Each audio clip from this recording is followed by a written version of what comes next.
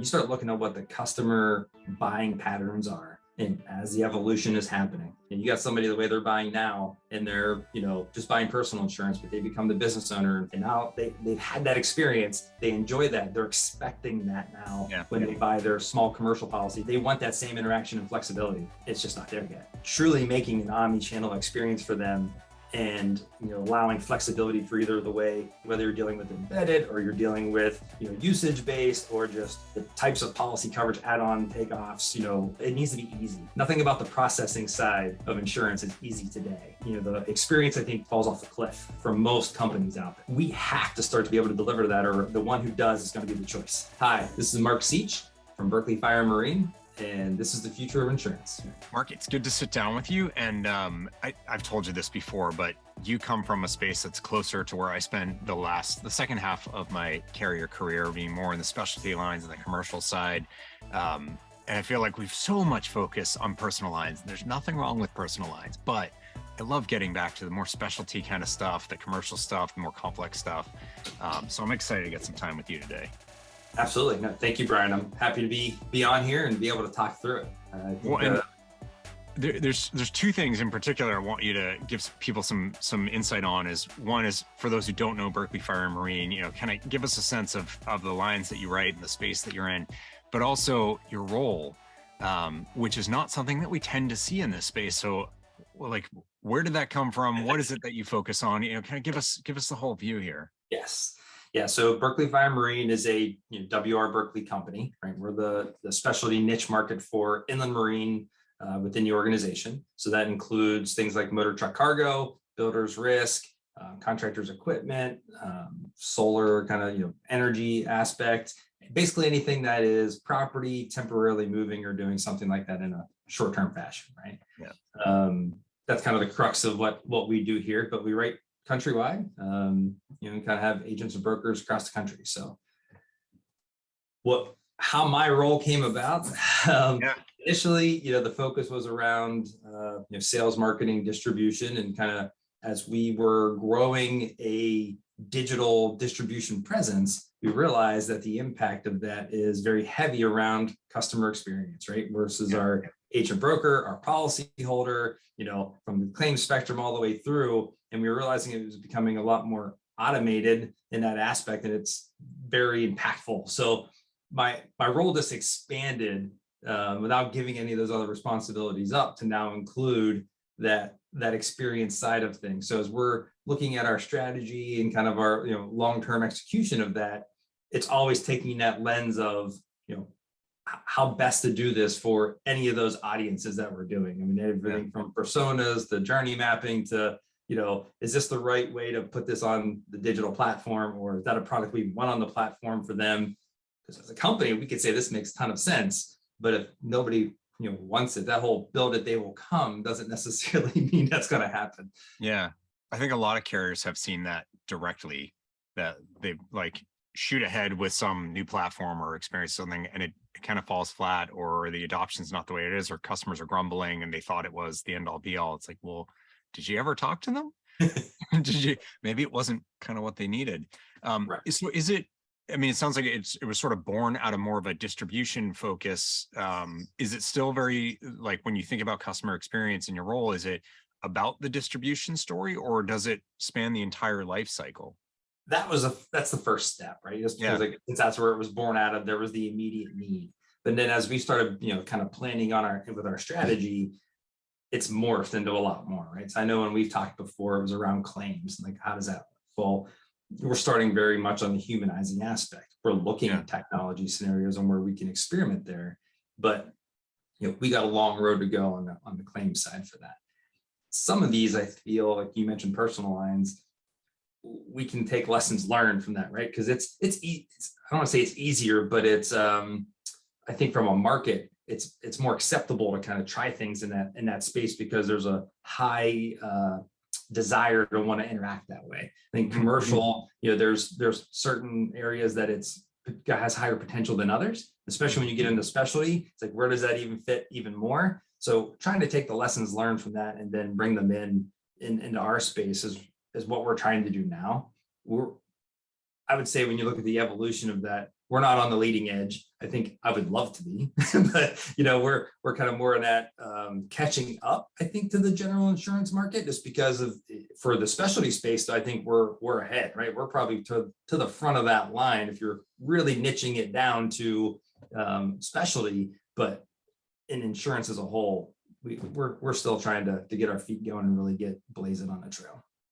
Well, and I mean, I get that. And I think it's good to recognize, like, we have our strengths, and in some circles, we being the company are far ahead of where the market is, or we're out in front. But our space as a whole, it's like when you're leading the back of the pack, you still have to recognize, like, we still have a ways to go. But you have a complication in a lot of commercial lines. You'll see this, but that personal lines doesn't have, is the personal lines buyer is the customer. And yes, there may be an agent involved. And so you think about, there's more than one person there, but you add another layer, because it's like you have your distribution point, agent, broker, whatever. Then you have the insurance buyer, which is company owner, CFO, risk manager, like some corporate kind of person. And then you have the actual, you insure a fleet. It's whoever bought the commercial trucking coverage or the freight coverage that's going on there, but then it's the drivers, or it's the people on the receiving end of that freight. There's so many more parties that we can debate who the actual customer is, but like, they are all a customer of at some point in the process, and different things that you're doing. So it's just, there's so many nuances to it, I think, that you would never get in personal lines.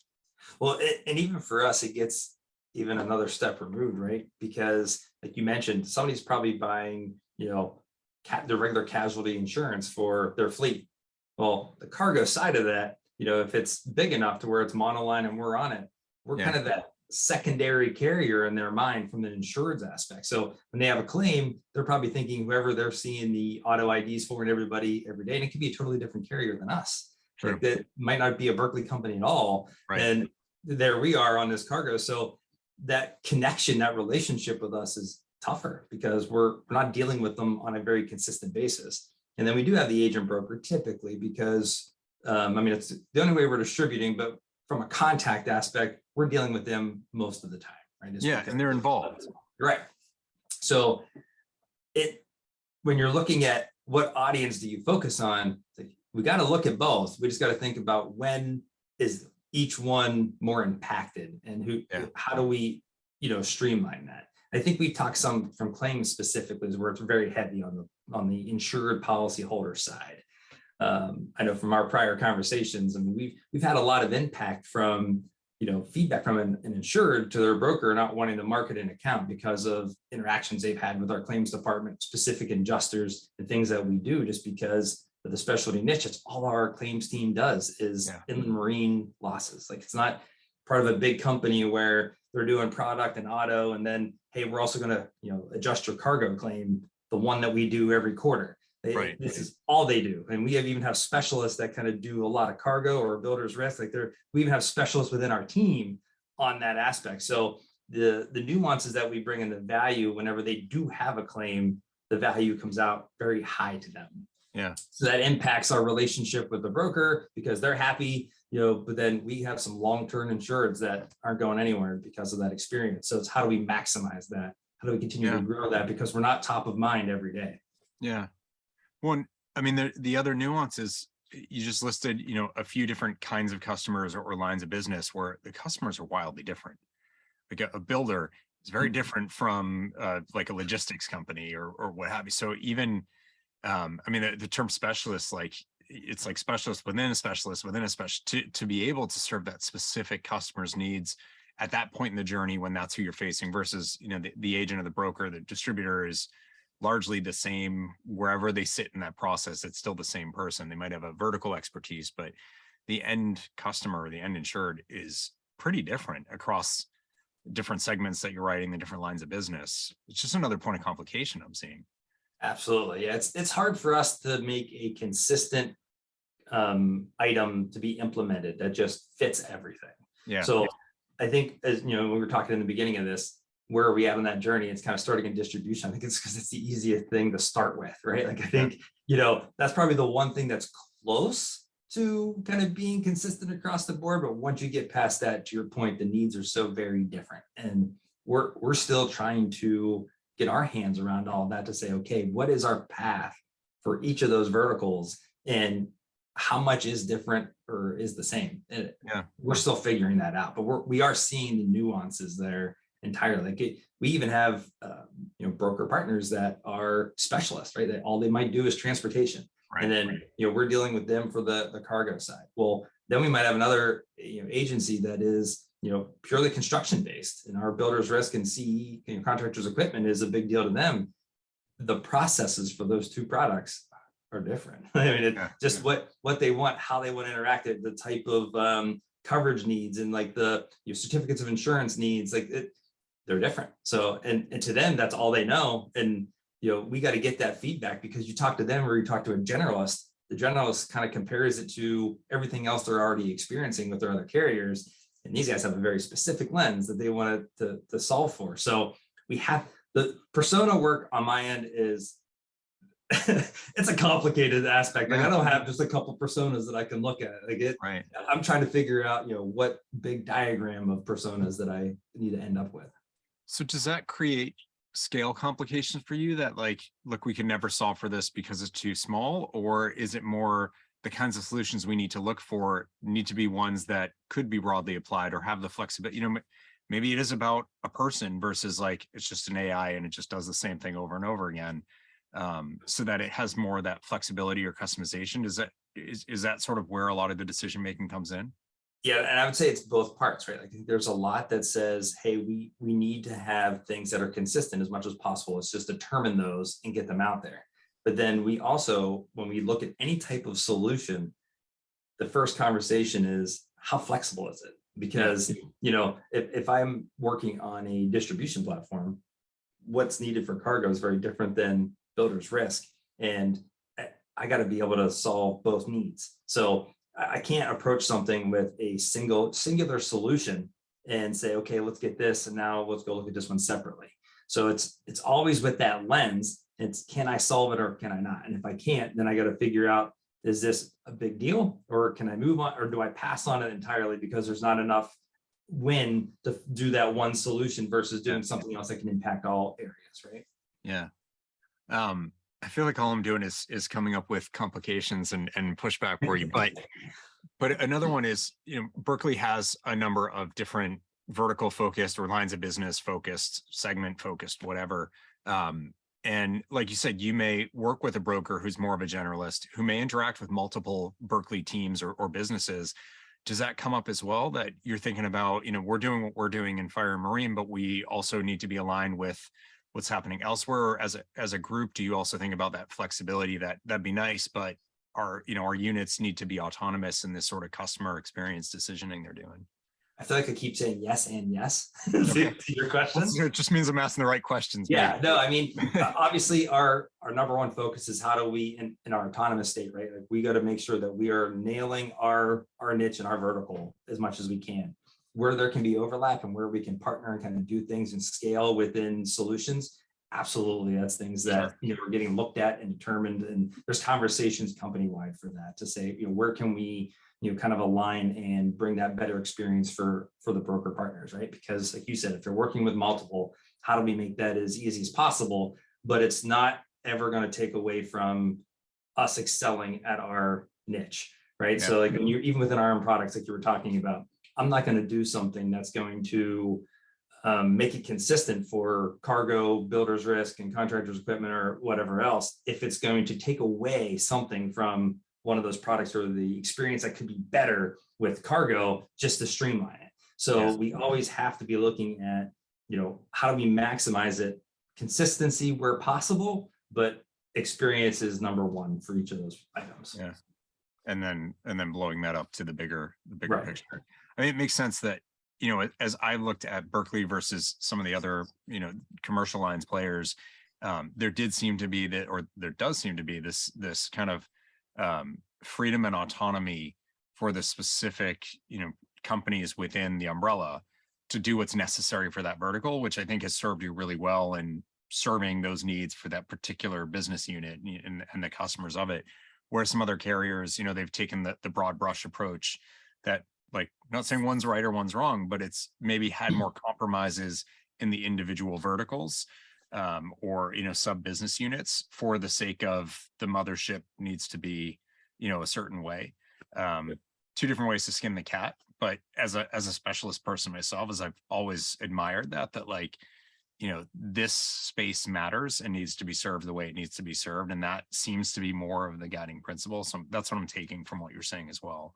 Yeah, no, 100%. I mean, that's the vision that I feel has been core, even since I came here, that I've picked up on, right? Like it's, for us, it's to be specialized and specific, and we know our business better than anybody, right? Like it's that's the core of that. And then you piece all those together and you get the mothership, as you said. But it does give us the flexibility and the needs to react to our individual market, to our products. Like it creates that empowerment, I think, to really make sure that we are delivering what's needed to be successful.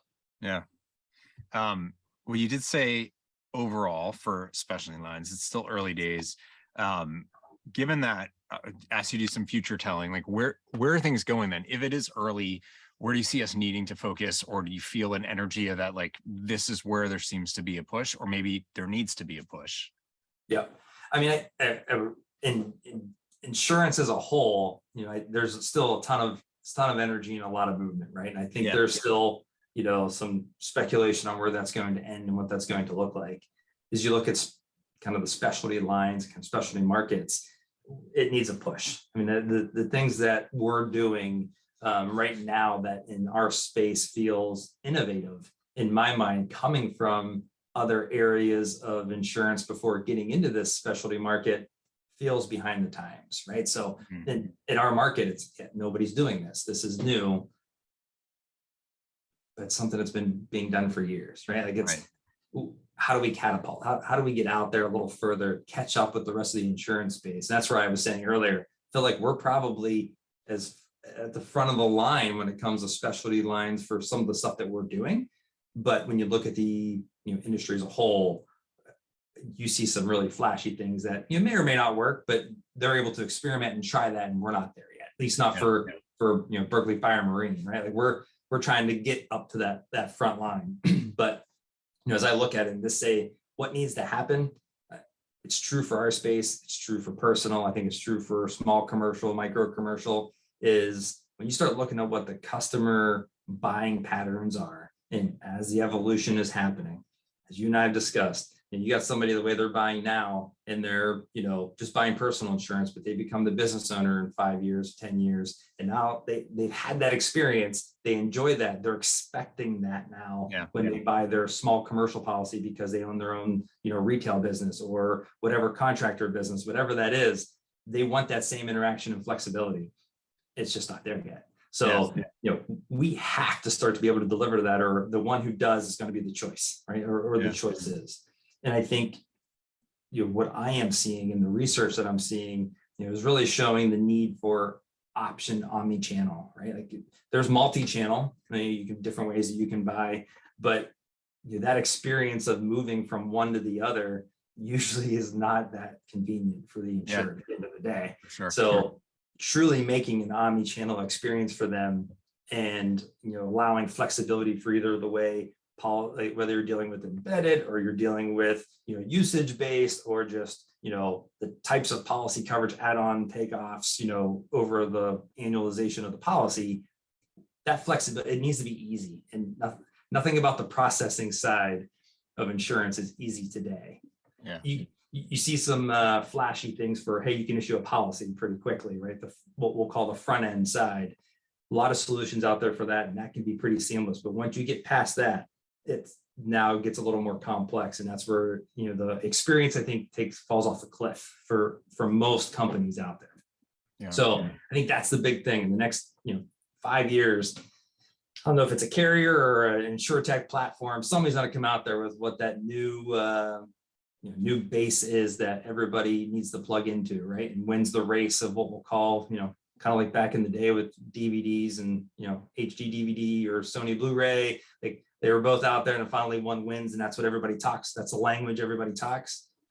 That's going to have to happen here in the near future. And then I think everybody just starts to work around that. Yeah.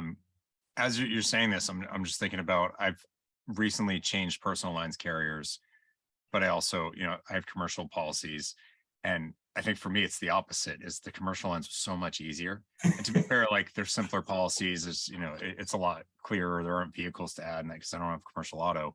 But then sort of that digital cliff that you're talking about is like on workers' comp, really easy to get the policy. I had to get a cert, which wasn't hard, but I felt like I was interfacing with an old school mainframe just through the web though. It was like this, it was actually pretty easy, but super antiquated looking and feeling, and these like cryptic emails about the process versus this like really nice, slick. I mean, it's like 30 seconds to get the policy, which is wild.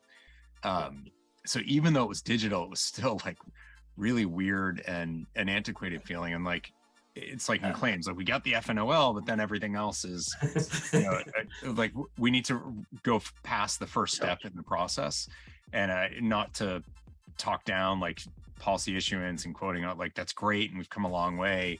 Just remember, there's a lot more. We don't want it to just be easy and good to become a customer. It also needs to be that way to be a customer. I agree. The one thing that I've learned since being in the inland marine space is just the flexibility from a regulatory perspective, right? Because, personal lines, your standard kind of commercial, everything is very, everything's admitted, but everything's filed in every single state, right? And for us, it's all admitted, but we're only filed in a handful of states. Everything else, we have flexibility for things. So a lot of the complication comes to getting to that policy administration system and saying, okay, you make these changes, how is that happening? And talking to that legacy system that then is talking to the state regulatory environments that we're filing. Like, the compliance piece is complex for us in general in insurance, right? And I think that's why the cliff exists, because so many of the legacy system debt that people talk about are those core back-end systems that we're making fun front ends to make things easy and just trying to make it talk to something. To your point, it was built probably 40 years ago and it's just been band-aided to the future. And that needs overhauled, but it's costly. And that's the thing that holds a lot of people back. Yeah.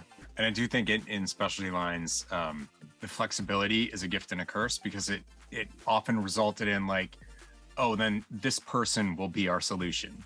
Like the system, can't deal with all the differences and what states are on and off and whatever. So like we've got this person in compliance who will they'll handle it, and every company had that person who was like 30 years on, and it was like, oh, eventually they may retire and we're still in the old system. And, so you get like spreadsheets and whatever other workarounds. But I agree. I mean, compliance is to think about that up front and to solve for that as part of the flashy front end.